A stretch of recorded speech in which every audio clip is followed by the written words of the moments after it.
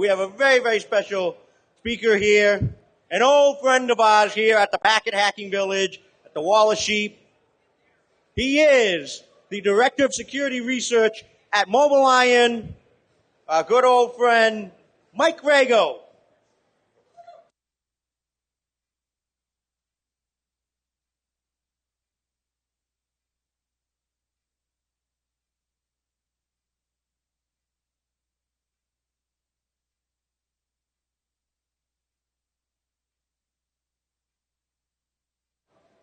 You guys hear me okay? Cool.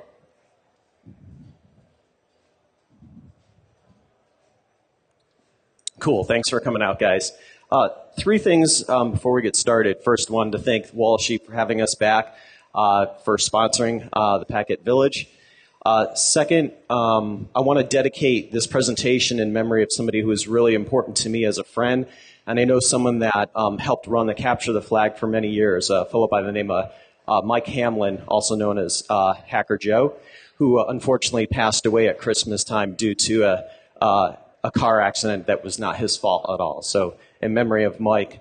And then third, I'm going to raffle off a copy of my data hiding book at the end of the presentation.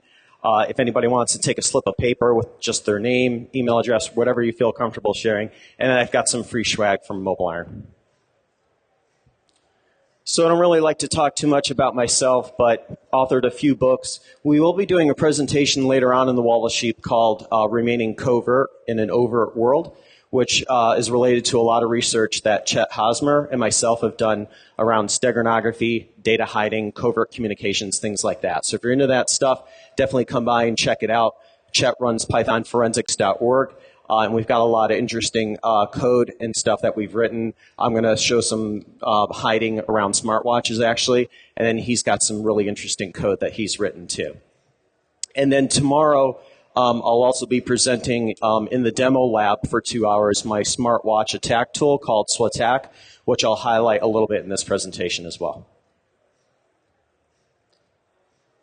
All right, so just two backdrop slides here before we really get into mobile data loss threats and countermeasures. When we work with a lot of folks, we find them trying to apply traditional security policies to mobile, and they don't always work. I mean, mobile is fundamentally different. I think most of us here understand those differences, but just to kind of, reiterate some of those. One is, a lot of these mobile operating systems are very different from your traditional PC, laptop servers, right? They have that kind of sandboxing type of approach in how they handle apps and data. So whereas in a traditional laptop or PC, you might have apps that have data, but that data is typically shared across all apps. A little bit different on a mobile device. But in a mobile device, you also have user capabilities and intents that do allow you to share data and take it, say, an email attachment, open it in a secondary app, edit it, and then thirdly, upload it to Dropbox and things like that. The other thing is, with the explosion of social media, cloud, mobile, and everything else, data lives everywhere. So that traditional firewall, I used to be a checkpoint trainer for many years, has really kind of vaporized, right? Data lives everywhere. And so in terms of mobile security and overall strategy, really important to kind of encompass that philosophy as well. And then thirdly, we've got this issue around BYOD and people wanting to bring their own devices into the organization. Very different for IT. IT traditionally has gone ahead and set up a laptop with all the relevant security controls, then gives it to the user. Now we have users that acquire the devices themselves, configure it themselves, and now want to connect it to corporate data. So in the research that we do, we kind of model out a lot of different threat vectors, and we find that they fall into one of four primary categories and kind of an emerging fifth category I'm going to talk about in a moment. First and foremost, a lot of organizations concerned about root and jailbreaking. From our perspective, we kind of refer to this more broadly as OS compromise. Lots of different variants in which a device can be compromised, and we'll talk about that in the next slide where we kind of break down the different variants and privilege escalations. Secondly, a lot of people are focused around mobile malware, and rightfully so, but there's also a lot of risks in legitimate apps that we use each and every day. Statistics show that the top 400 apps in the App Store and the top 400 apps in Google Play roughly the spread is 80% of those top 400 apps have some kind of risky behavior that could expose personally identifiable information, or PII. Thirdly, these devices update all the time. They're always connected. And every time a new version of the OS comes out, a new app comes out and introduces new attack vectors, threat vectors, and changes the landscape every single time. In addition, users can share data in a multitude of different ways, and that changes every time a new version comes out too. And then fourthly, we've got this issue we've had for many years. I used to run the research at Air Defense. This issue around man-in-the-middle attacks, right? You've got a lot of people here doing Wi-Fi and Bluetooth hacking. But we've got this issue around users that have these connected devices with enterprise data on them, or connecting remotely to enterprise data and connecting to open Wi-Fi, and even in secure Wi-Fi environments. Many of us are pretty familiar with Wi-Fi pineapples, Kali, Backtrack, other ways in which we can set up a fake AP or an evil twin to intercept or perform a full man-in-the-middle attack, and furthermore decrypt that traffic and terminate it. We released a Smartwatch research paper this week where we broke down a number of smartwatches. So we took a look at the Apple Watch, we took a look at the Moto 360, the Samsung Gear 2 Neo, and then we also acquired a Chinese watch over eBay, just to kind of get a good cross-section of the smartwatches that are out there on the market and what type of risks they present to enterprise data. I'll highlight some of those results in a moment. The two trends that we see are, one, hackers are looking to the app. So in terms of comparing your traditional security policy and determining where to focus your efforts, one of the two main trends is that we see hackers are focusing on the app. Now that the apps are a lot more sandboxed, as well as their relevant data, we find more and more that the attackers, therefore, are trying to, and I'm sure you've seen a lot of the presentations over the last few years, trying to post malicious apps or apps that have some hidden behaviors within them. We'll break those down for you as well, so you can kind of be aware of those. And we'll also kind of reverse engineer in a couple slides some of those apps so you can see some of the hidden behaviors. But bottom line, the trends actually show that malware comprises less than 0.4%, while the actual larger risk of these risky behaviors in these legitimate apps we're using every day. The other thing is that commonly people want to determine, well, how do I, what's the best antivirus for mobile? And I say, hey, antivirus doesn't really work in mobile, And as a result, you may have seen kind of a reemergence of all these new technology companies that do app reputation or mobile threat prevention. They're looking for those threats. They can analyze an app when it's downloaded. They may correlate it based on what an enterprise mobility management or MDM may feed back to them, and they cross-correlate that data to determine, hey, do any risks exist in this app? If so, I'm going to flag it, report it back to the console, and quarantine the device. We'll talk about that in a little bit more detail as well. And then, in addition to all the detections around compromised devices in your organization, that's definitely important. But let me pause for a minute and ask the crowd, how many people here have jailbroken their device? Okay. And then let me ask a second question. When you jailbreak a device, I'm sure somebody in this crowd knows the answer, and Josh, I'm not going to let him answer because he was in my other presentation. When you jailbreak a device in iOS, what's the default username and password? Okay. It's root with a password of Alpine. Yep, exactly. Thank you. So if you've jailbroken your device and you haven't changed the password from Alpine to something else, and you're on the same Wi-Fi network as somebody else, not even just an open clear text Wi-Fi network, but even an encrypted one, that unless you're running PSPF or client isolation, I can go ahead and scan that network, identify your iOS device, and log in via Secure Shell with a username of root and a password of Alpine.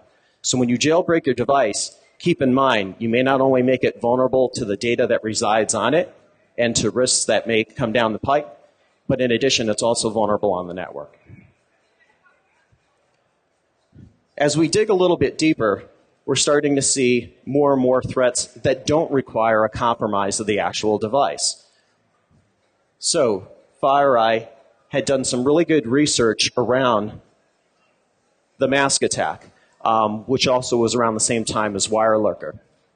The anatomy of how this attack occurred, and they have a great video on their site, was that, hey, I'm going to go ahead and embed malware within a malicious update or an update to an app with hidden malware within it. But in order to do so, I'm going to need that enterprise certificate to sign that update so that when an unknowing user receives that update, they go ahead and update the app, and unbeknownst to them, they just infected the device with malware. Again, no jailbreak required. And then that allows data to be pilfered from the device, including the credentials, data, and other things. How this could occur is that if someone hacked your network and got the enterprise signing certificate, or if it was an inside job. So if you have internal developers that are creating mobile apps, do they all have access to that enterprise cert? And who's pushing out that update internally from your internal app store to all of your users? So really important to vet that out. That's why we partner with companies like FireEye, Veracode, who's also sponsoring the Wall of Sheep here, and many others to actually identify those threats and actually quarantine a device when they're identified. So if you've ever messed around with the Android SDK and a tool called apktool, you can actually take an APK and in a way kind of enumerate some of the capabilities of that app. You know, is it properly displaying all the capabilities when you go to download that app and install it? This allows you to go back and really determine that. And when you run this, as in this case, I kind of determined that there was a couple things that really weren't disclosed. First, it was able to write to external storage, okay, so it can modify, delete, do things on the SD card. The thing that concerned me the most was the internet access, which allows the app to open and close a network socket and actually do things like remote command and control, communicate outbound, exfiltrate data, things like that. And in addition, the other one that was kind of odd was the access network state, where an app can actually access information and actually monitor the VPN. So that was kind of interesting too. We'll talk later about per-app VPN and some of the advantages to maybe doing that.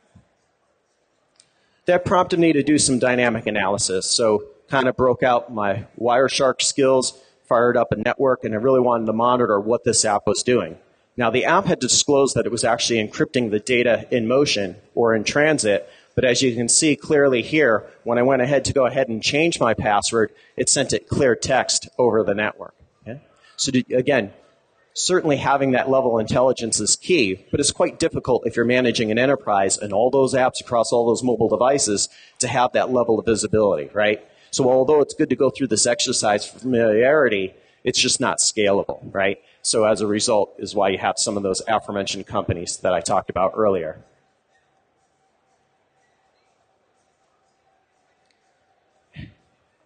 Also, I find a lot of organizations kind of look at mobile devices as, you know, are they jailbroken? Are they rooted? They kind of think of that as like a binary function. It either is or it isn't.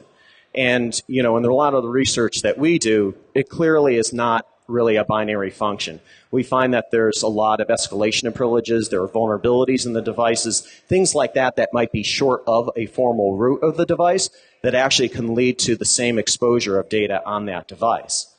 When we take a look at jailbreak detection, not only are there a couple different ways in which you can jailbreak a device, but there are tools like XCON that can prohibit an enterprise mobility management from even detecting that that device is actually jailbroken. Okay, so there's some anti-detection tools out there as well. On the Android side, it's certainly more complex, but we find devices even out of the box. We just had a customer that had gotten a Nexus device, and out of the box it was already rooted. But in addition, there are custom ROMs. There's also a variety of backup software that actually kind of loosens up the capabilities on the device or loosens the security posture that, again, can lead to a lot of data exposure on the device. Furthermore, you've got users that, of course, may allow untrusted sources, enable the Android debug bridge and USB controls to allow sideloading of apps, but that can also allow sidejacking too. So having the ability to have that defense in depth to identify all of that stuff is certainly key. Something else that was kind of interesting was that when you take a look at enterprise mobility management, the fundamentals of it are, you know, you have a management console and then you have the app on the device, whatever the EMM product might be. Well, although that app may be identifying malicious behaviors, it's not always communicating back to the console. Usually that's on a scheduled frequency. The result is there's kind of a window of compromise there. If a device becomes compromised, that security app may identify it, but you may not be aware of it, and the console can't necessarily send down a quarantine to selectively wipe the enterprise data. So it's kind of a window of compromise there, and we kind of saw that. So one of the things we took a look at was the ability to do something locally on the device. So in terms of the things that we do, is the ability to have a living policy on the device to identify when a compromise has occurred and in real time selectively wipe that data. Also, having the ability to block that device's network access. All the devices are essentially going to be remotely connecting to the network. People are traditionally using VPN, but iOS natively supports per app VPN. So now you can be more selective about what apps on the device can actually access the internal network. You can create a whitelist of only the validated apps that you validate the integrity of, and the rest of the apps are all blacklisted, including malware. So per app VPN definitely gives you a really nice advantage there too. So where did we identify overall, in conjunction with what we've done with AppTauthority, where a lot of the app risks emerged from? Well, that issue around developers making bad apps or downloading freely available libraries or SDKs and embedding them in the apps certainly is contributing to this problem.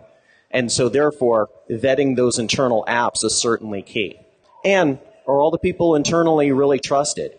Maybe you want to have your secondary administrator actually do the validation of the apps by uploading them to one of those products that I mentioned that allow you to further validate that app before you push it out to the users. NIST also really calls out what PII is. It's a frequently asked question I get from a lot of folks. Well, when you say PII, what exactly do you mean? We use this as a reference in terms of GPS information, contact information, email addresses, physical hardware information, things like that. So you're looking to kind of level set that and define that within your organization.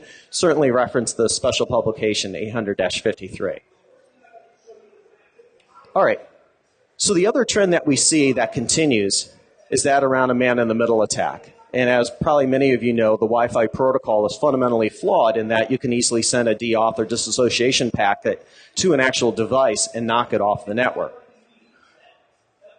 Whether you use a Wi-Fi Pineapple, Kali, Backtrap, or one of 100 other tools, you can set up this fake AP or evil twin, maybe even increase the antenna strength to kind of attract people to either the same SSID or other things that behaviorally look the same as the actual coffee shop access point. This will allow you to not only intercept the data, but furthermore present a fake certificate, terminate that traffic, possibly decrypt it before it actually reaches the corporate network, and thus go ahead and decipher that data. So one of the things that we commonly recommend is that people use client certificates. They've been around in the SSL TLS protocol for many, many years. You push down a profile for email, Wi-Fi, other types of things like secure web access, access to SharePoint, file shares. You can push down a profile with a cert instead of a username and password to avoid brute force attacks, but in addition, do mutual authentication. So when the user goes to remotely connect to your corporate network, they're actually presenting that certificate. If a man-in-the-middle intruder is trying to perform an attack and present a fake cert, that mutual authentication fails, no data and no tunnel is set up, no data is transferred, and therefore you can avoid proactively or defensively a man-in-the-middle attack. Furthermore, on a mobile gateway or your relevant gateway, you can also do certificate pinning too. So we find a lot of companies still using VPN on mobile devices, kind of a carryover from the PC world. But if you look at this from a mobile perspective, iOS, since iOS 7, has supported something called per-app VPN for all those native apps. So if you want to be more restrictive and say, well, gee, if I'm allowing a VPN, what if there's malware on that actual device? Is that going to come in over the VPN and infiltrate my network? Because it arguably could.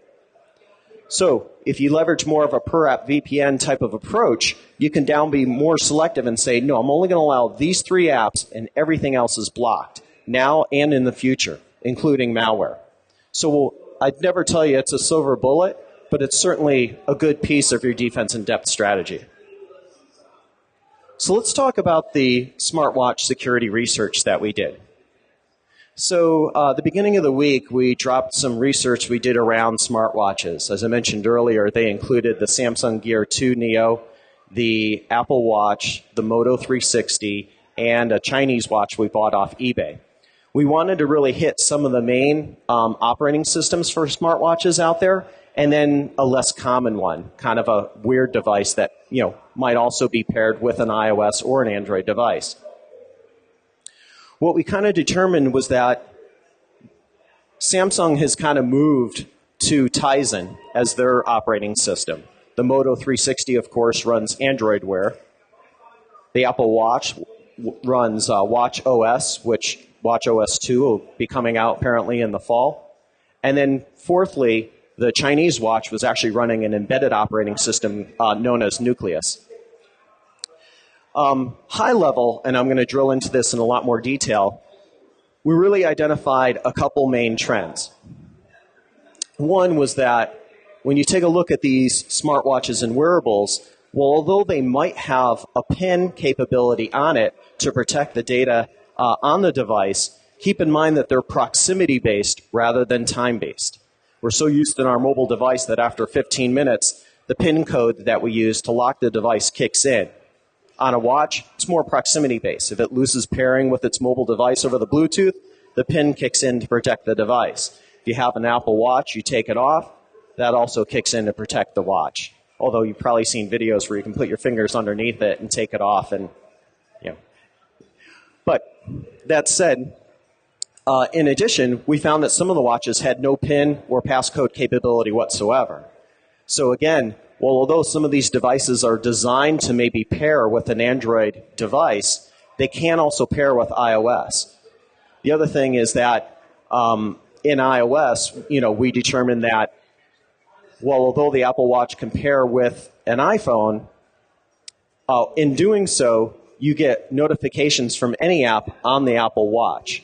But if you want that app behavior and data to operate on the Apple Watch itself, it must have the WatchKit extension. So although there's, 2.5 million apps in the App Store, it's probably roughly, I think, 6,000 apps that actually have the WatchKit extension. Okay? But growing, right?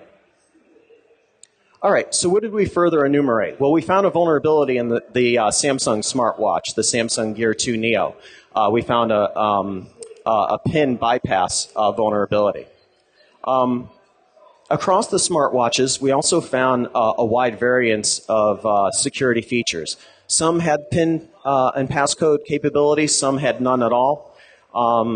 In addition, we found a huge lack of encryption as well. Some of the devices really rely on the app developer and their app to actually provide some level of encryption, while on the watch itself, they provide little to no encryption at all for all the data on the actual device. We also took a look at the pairing apps, which we kind of felt was an oversight in some of the other research papers we had seen. So when you acquire a smartwatch, right, typically you have to download a pairing app so you can pair it with your smartphone or your tablet in some cases. So we took a closer look and kind of reversed engineered some of the pairing apps to determine if they were kind of innocuous or if they had some risky or even malicious behaviors. Generally speaking, we found kind of the mainstream ones to be pretty innocuous. But when we took a look at the Chinese watch, we downloaded the app from a random IP address and downloaded it, reversed engineer it, took a look at it, and took a look at the static and dynamic and behavioral analysis that we did, and determined on the back end, on a back channel, it was communicating to some random IP, apparently back in China or somewhere else. Again, this is a device designed to pair with an Android device, but you can pair it with iOS as well. So let me first say Samsung was fantastic to work with. So we found this vulnerability actually way back in March and disclosed it through a responsible disclosure to only Samsung and worked with them, and they did promptly release a patch for this.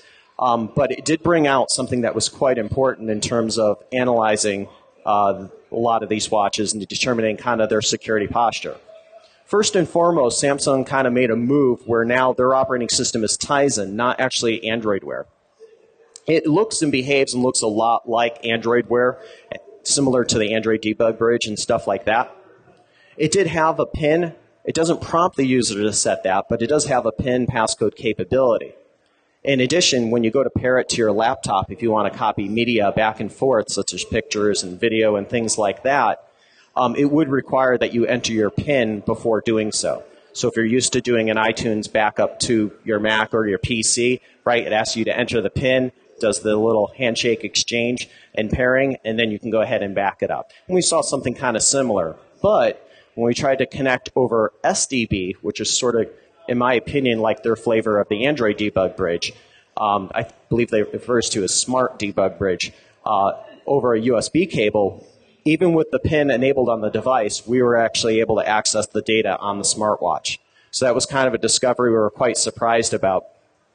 It allowed us not only access to the media directory, but also we're able to access some of the system files and things like that. You could even read the password file too. So there's definitely some, a big vulnerability there. Samsung was great. We worked with them. They came out with a patch, so there is an update for that too.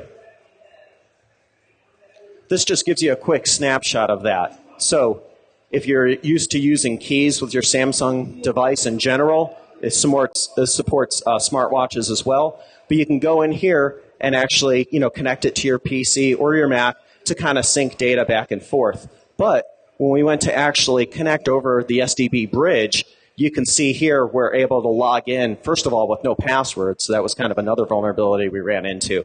But then secondly, even though the PIN was enabled in protecting the device on the actual interface and in terms of its pairing with keys, we're able to bypass that and connect over the command line directly to the device and acquire data from it. So I'll highlight that and more tomorrow. So as I mentioned earlier, I have a demo lab tomorrow. I think it's at 4 o'clock where I wrote a tool called SWATtack written in Python that kind of demonstrates this as well as some other analysis that you can do to identify vulnerabilities in smartwatches. But also, if you're in the forensics field and you may need to now or in the future do a forensic acquisition of a smartwatch, a tool that maybe you can play around with and customize yourself. So I'll share it. It's open source, and you guys can play around with it all you want after the demo. One of the examples that it does within the code is it does the one that I mentioned earlier with the PIN bypass vulnerability so that you can actually replicate that yourself if you like.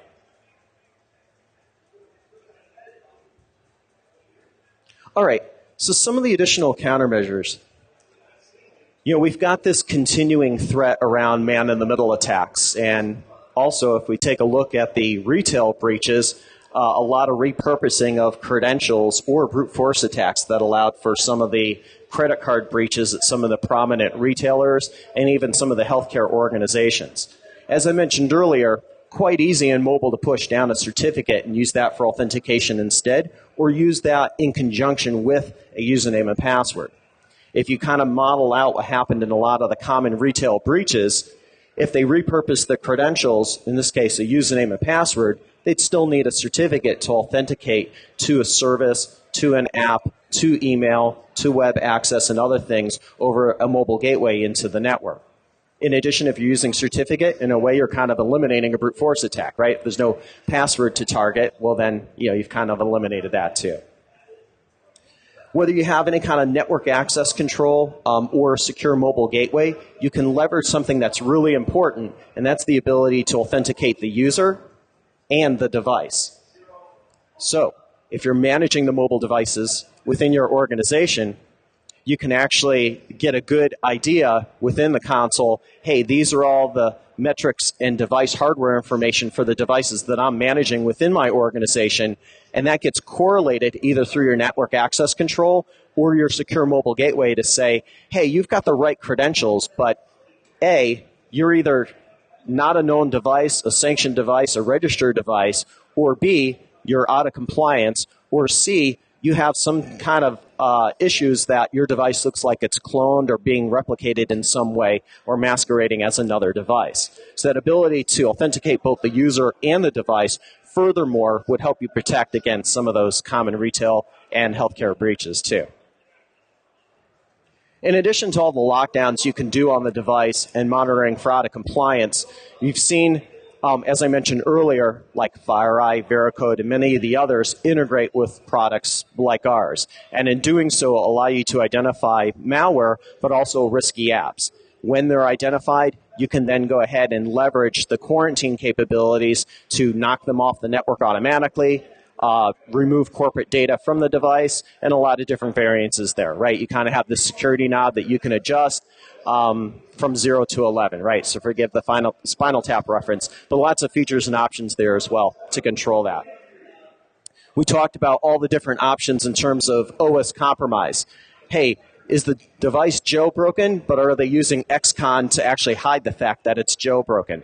Has the user enabled the Android debug bridge or disabled untrusted sources? So there's a lot of different features and options there, as we mentioned earlier, that you definitely want to factor into your overall approach, security policy, and practices in terms of managing the devices. And then when the device is quarantined, number of different options from all the vendors out there that allow you to do that kind of selective or full wipe of the device if you prefer.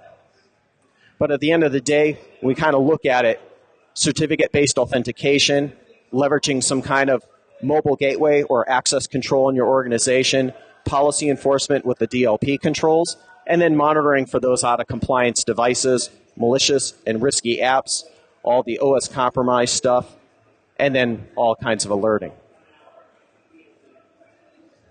So if you kind of bring this all together then, you kind of take a look at putting together some kind of countermeasures framework, really kind of want to encompass the capabilities of the user, the device, and the network. We commonly say that, hey, there's a lot of different options you have available here in kind of defining your defense in depth strategy. Some of these don't really exist in a traditional PC server world. So, for example, in terms of the device encryption or ongoing compliance monitoring and passcode protections, as we mentioned earlier, in the case of the smartwatch, you can still pair that device to a mobile device, and although that mobile device is encrypted and secured and passcode protected, that smartwatch may have all that data clear text, right? So different ways in which you could identify that and potentially block that if you like, or permit only certain apps that are using the WatchKit extension in iOS that are also enabling encryption. Also, in terms of containerization, there's lots of different types of corporate persona versus personal containerizations, things like that. Certainly, if you separate the corporate data from the personal data, you might get a lot more control over that data, especially when a threat emerges and you want to remove that data even in real time. So it certainly provides you a lot of good capabilities there. And then we're starting to see more and more file-level security. So a lot of organizations, hey, we don't want people to upload stuff to Dropbox or other types of personal cloud. Now, there are options out there where you can say, hey, I'm going to let people, download an attachment from an email, edit it, things like that, and it's fine to upload it to Dropbox. But encrypt that file at a file level and allow them to share it with other people in the organization, but outside the organization, it's just an encrypted blob that they can't do anything with it. And then, as I mentioned earlier, per app VPNs came out in iOS 7. So you have that capability with native apps now to say, hey, I'm going to create a whitelist. It's only going to include these 3 apps and these 3 apps only, thus everything else is blocked. Kind of a nice countermeasure against malware that may be trying to infiltrate your network when the user remotely connects, or they're on your local Wi-Fi network and you're leveraging your NAC. Okay. So as I mentioned, we're going to raffle off my data hiding book, and I've got some free swag here for everybody that I'll just rip open and have everybody pass around if you would. I have an invisible line I'm not supposed to cross here, so yeah, feel free to take one and pass it on. Wanted to thank Ming for having us out and sponsoring the Packet Village and the Wall of Sheep again this year. As I mentioned, later on today, we'll be doing another presentation around covert communications related to the data hiding book. I'll talk about actually how to hide data on a smartwatch, and then Chet, one of my good friends, he'll also be going through his Python forensics code in that presentation. And then tomorrow I'll have the SWATtack demo as well. In addition, we'll go ahead and raffle off the book. But I wanted to see, a few minutes left here, about 10 minutes. Anybody have any questions they wanted to throw out there? Was that helpful? Did you guys get a few gold nuggets out of it at least? Yeah? Okay. Good deal. Cool. All right. So last call for stuff. Thanks. To keep it fair, I'll let you go ahead and choose a name out of the hat. Are you sure? Okay. Okay, I saw an invisible move towards this one, so we'll... Pierce? Cool. Enjoy. You're welcome. Well, thanks everyone for coming out. Like I said, we'll be up on the stage again doing a presentation at 4 o'clock today, and hope you enjoyed it. Thank you.